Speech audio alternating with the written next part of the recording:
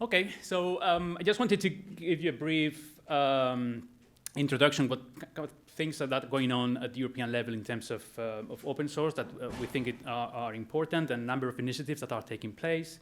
Some of you might be personally interested in joining some of these initiatives or contributing in some way or another. Others might just want to be aware of what's actually going on at European level, which we think is very interesting from an open source perspective. Okay, those are my details. If you ever come to Barcelona and you don't get too drunk, just let me know. Apart from being working at OpenNebula, I also contribute to the European Alliance for Industrial Data, Edge and Cloud, and also to something called Sovereign Edge, which is an initiative I'll explain to you later on. Okay, so some background information. I'm sure you are more than familiar with these figures and the current situation in the European cloud market. These are some recent figures on the share that the European cloud service providers have in the market right now. So what we see over time in the last year or so, it's how the cloud market is expanding tremendously, but interestingly, the share for the European cloud service providers is declining, keeps declining. So the largest, I think, still after these figures, the largest European cloud provider only has around 2% of the European cloud market right now. The others, I think you can guess who they are, right? So these has been identified as a problem at different levels. There's another thing that is now under scrutiny, let's say, or being discussed, which is the potential of a kind of a technological revolution we're witnessing right now. So this is a very simplified schema just to show you, but we are now at this final step here where more and more people is talking about the benefits of decentralizing those cloud resources that many companies have been using for a while now.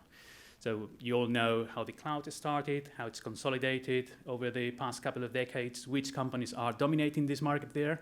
What we're seeing now is an increasing interest in the edge computing, so bringing computing and storage capabilities to the edge, so closer to users and to the applications that those users are actually using to generate some data.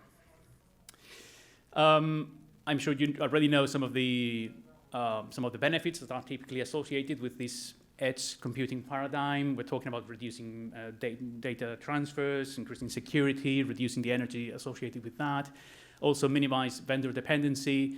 And interestingly here, what's more relevant for today's talk is that final point there. So helping to foster a European ecosystem of new infrastructure providers, including telecom operators. I'll come back to that. These new paradigm of this transition to this edge computing model comes with other changes in the market that we're seeing. This very quickly, just I'm sure again you're familiar with this. So interest moving from the centralized cloud to that distributed edge, an increased interest in multi-cloud, vendor-neutral, hybrid cloud solutions. Because of the lack of capabilities we all suffer, many companies, also end users, more interest now in cloud managed services, so someone else for you to manage that cloud infrastructure and those services that you need, and of course the adoption of container or native cloud technologies. As I say, obviously, COVID-19 has speed up this in some way, but it's also bringing some risks and challenges that we have to be aware of, especially from a European perspective. One of them is the big hyperscaler companies also positioning themselves as future providers of those edge resources and that edge infrastructure that's emerging now. That's a risk also because it comes along with some interesting, let's say, agreements with telecom operators in Europe. But also a more practical problem there, or challenge, which is once we have this highly distributed infrastructure at the edge, or even more, once we have this combination of these highly heterogeneous kinds of infrastructure across what's called the cloud edge continuum or the data center cloud edge continuum, how the heck we're going to manage all this? How a user is going to interact with thousands of resources scattered across different locations, different providers, hundreds of different companies providing these services. How is that going to happen in practical terms? That we have a problem. Signals from the EU, interesting from both in terms of the edge computing or the potential of edge computing, how it's perceived, but also for the potential of open source playing a key role in making that transition happening or implementing that change, that transition from a centralized cloud paradigm to a highly distributed edge computing paradigm dominated not by the hyperscalers, but with many other companies playing a role there. So we have from the beginning some quite clear statements from main political figures at the European level. We have, and these colleagues are not in some of the room right now, the people from the Commission that produce that open source software strategy. That's an internal strategy for the Commission, but still it comes with some interesting statements, I would say. Again, references to hyperscaler and the potential of open source. Quite recently, Commissioner Thierry Breton himself, again, highlighting the importance of open source in this, in terms of implementing that digital sovereignty or exploring that digital sovereignty for Europe. And I understand combining digital sovereignty and open source is a complex process, so it's something we as a community have to debate, because it's not that immediate how you take a European sovereign approach through open source. That might sound like a contradiction. There are other challenges but also positive signals coming from the Commission, and that's, for instance, the digital compass that was announced or published last year for the objectives of Europe in the coming decade. In there, you can see there's a clear commitment to have by the end of the decade at least 10,000 edge nodes across the continent. That is promising, because obviously hyperscalers are not going to be able to do that at the scale or at the local scale that edge computing requires.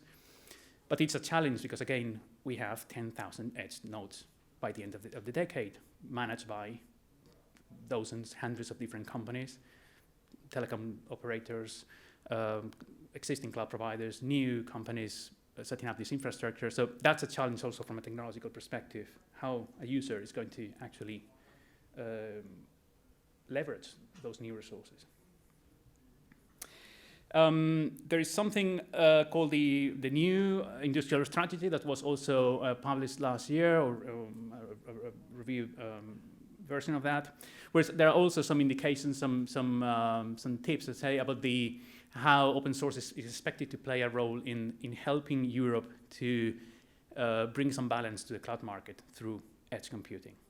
And there's where we already see some mentions to what should be a multi-cloud solution building on an open source, governance, blah, blah, blah. So we're starting to see some interesting terms there.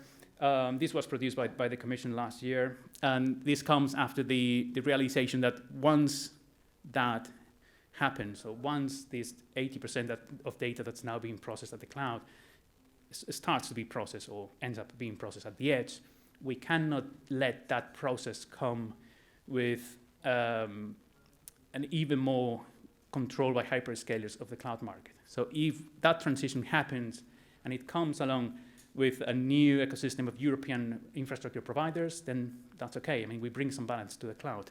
If we start to produce a huge amount of data, processing that data, offering new services for European companies and citizens, and all those services are based on infrastructure by the hyperscalers, controlled by hyperscalers, we're only making the problem even worse. So in there, we need some technology. Actually, that's how the European Alliance for Industrial Data, Edge and Cloud was born in some way. The initiative to create this alliance predates those two documents I just explained very, very briefly. This comes from a member states declaration in 2020, where representatives from different countries in Europe, they decided that there was a need to actually build a next generation cloud for the European Union, to do that in a way that embraces this new paradigm, this new edge computing paradigm, and also to have some specific characteristics like being interoperable, what they said, open, multi-vendor cloud platforms. They talk about open source standards. They don't talk about open source software. I personally understand why, but it's in there already. Important here is also the plans for funding in Europe, and I'll come back to this again later on. This document, again, back in 2020, it's talking about around 10 billion euros in funding, both from the Commission and member states, but also joint investment by companies to put all this in place, to finally give that boost to the data economy, produce that technology that we need to implement those data spaces, but also that multi-cloud solution that we need to really manage all those resources across the continuum. It's a lot of money. I don't think we'll get that much, but at least initially, politically, there is the intention to heavily invest in this piece of what's, in the end, technology, probably open source technology. The alliance itself, it has a history before the formal establishment. Last year, in July last year, we have a first event with Commissioner Breton in December. We're now working on a number of initiatives that I'm going to explain very quickly. But I wanted to highlight this one, and that connects me with the title of my talk, which is the European Industrial Technology Roadmap for this next generation cloud edge. This document, the first version of this document was produced in May 2021. One of the main objectives of the European Alliance is to keep this updated. So produce new versions of this document, and then I'll mention now in a second why that's very important from an industrial perspective. So who is the Alliance? And we are at least 2 members of the Alliance here, and probably more. Some of you probably in the process, hopefully. So the Alliance is a combination of industry representatives. I am an industry representative. We have member states represented there, and we have the Commission, and we also have the capability to incorporate experts at some point for some of our discussions. So the idea, as you see, it's very broad, but it's important anyway. So we're talking, one of the main things here is to discuss joint lines of investment and implementation for these new capacities that we need in Europe, taking into account where the market is bringing us. And as you know, that's going to be, there are some requirements there, things like making these technologies secure, this new infrastructure secure, low carbon, and this interoperability and also portability between different providers. So in practical terms, the Alliance is divided in 3 working groups. We have industry in the Cloud and Edge working group. That's where I belong. And then there is the defense and aeronautics with their own set of requirements for the cloud solutions. And there's also the member states. And we tend to have communication with all of these working groups. All this is supported by the Commission directly. So far, I think there might be a couple of logos missing, but so far there are a decent amount of industry companies involved in this process, and there are more on the way. This is really important because the Alliance itself doesn't bring any funding. I mean, we're not here for the money. We are here because we are discussing a number of things that are relevant for the innovation that's going to take place in Europe. And it's important also for the feedback that we are able to provide to the Commission about a number of programs.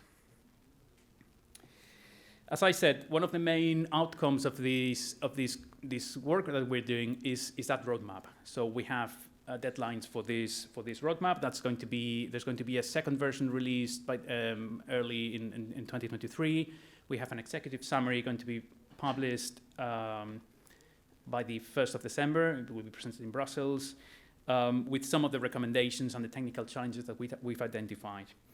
It's promising for me. I wasn't involved in that in producing that first document, but for me it's interesting to see that there were already a number of references to open source expected to play an important role in all this. As I said, one of the objectives also is to help the Commission. I have to be very careful in the way I phrase this. Providing the Commission with effective feedback about what this innovation and research and development means from the industry perspective when it comes to bring these new cloud and edge capabilities to make a reality. Okay, I think that went more or less fine. As you know, there are a number of programs now, or Horizon Europe, Digital Europe, and CEF. It's really promising that if you have a look at the calls, the individual calls that are coming out of these programs, most of them you'll see references to open source, not as being mandatory, but also always being, or most of the times being a recommendation to using open source software. This is how the alliance is organized internally. So we have a number of task forces. The specific working group on cloud and edge, that's chaired by us, then with then Capgemini and SAP. But also then there are a number of task forces in which members collaborate to analyze different aspects of technological challenges and recommendations for all of these different components of this technology map related with this new next generation cloud edge that we're envisioning for Europe. And also, especially important in practical terms, is I would say it's Task Force 1 and 2, because there's where we'll try to keep a catalog of active innovation projects and sources of funding, both public and private, that companies can actually access to contribute to this kind of collective effort. So that will come on the 1st of December. So and we've been working on this since last year. In the meantime, very briefly, I wanted to give you also a couple of ideas about all the stuff that as industry we are doing to contribute to this process. So I'll come from the small one to the big one.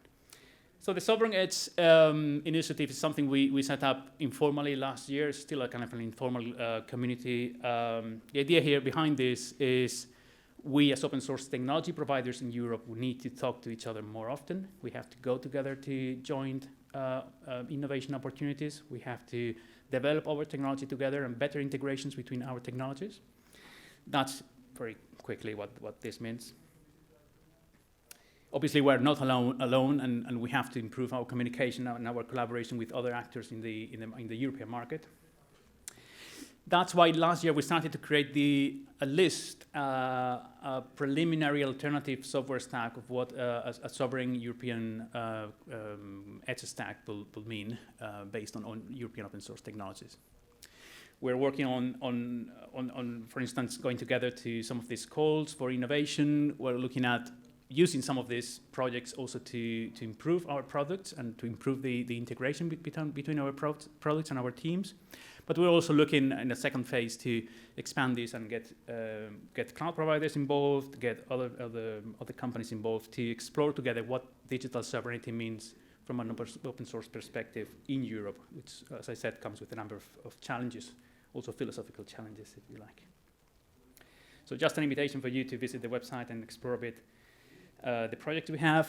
This is the first time the European open source industry has come together to apply for European funding. That happened last year. We didn't get this project, but we got the next one. So this will be starting in January next year. I'll personally be the coordinator of that, and I'm super excited because it's we're bringing, not all the open source technologies that we have in the project, but some of them, and we are starting this cycle of getting innovation and research institutions involved in helping us with this joint innovation. And finally, very quickly, an invitation for you as well to follow up this project, the IPSIS, if you're not familiar with this, which is going to be, I think it's a massive, it's huge, very interesting project in Europe in the coming years. This is something that 12 member states are working together with the Commission to get this massive funding. Again, explicit mention to open source technologies, a number of challenges that we all agree, I think, are quite important for the continent. And as I said, it's probably going to become one of the most important, or the most important European open source project in coming years.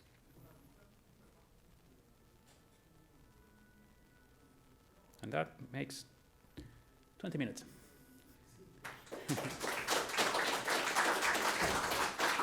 Thank you.